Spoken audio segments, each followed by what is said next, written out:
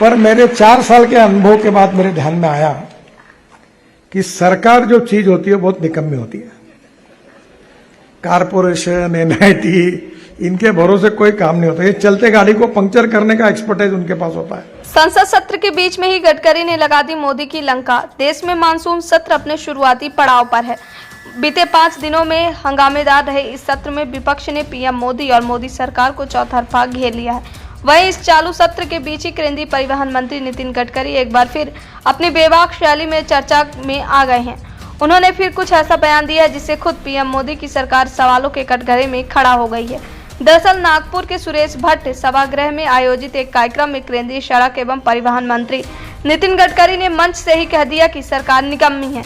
यह सुनकर कार्यक्रम में मौजूद कुछ पलों के लिए लोग चौंक गए, लेकिन गडकरी यहीं नहीं रुके। उन्होंने सरकारी तंत्र, नगर निगम और अन्य एजेंसियों की कार्यशैली पर भी सवाल उठा दिए। बता दें, sports as a career seminar को संबोधित करते हुए गडकरी ने कहा कि सरकारी व्यवस्था चलती गाड़ी को पंक्चर करने का काम ही करती रहती है। उन्होंने कहा कि वह नागपुर में 300 स्टेडियम बनवाना चाहते हैं, लेकिन सरकारी प्रक्रिया और प्रणालियां इसमें बाधा खड़ी करती हैं। उन्होंने आगे कहा कि नगर निगम, नागपुर सुधार प्रन्यास जैसी सरकार की अधीनस्थ संस्थाएं किसी काम की नहीं है, इसलिए मुझे अलग तरीके से काम करवाना पड़ रहा है।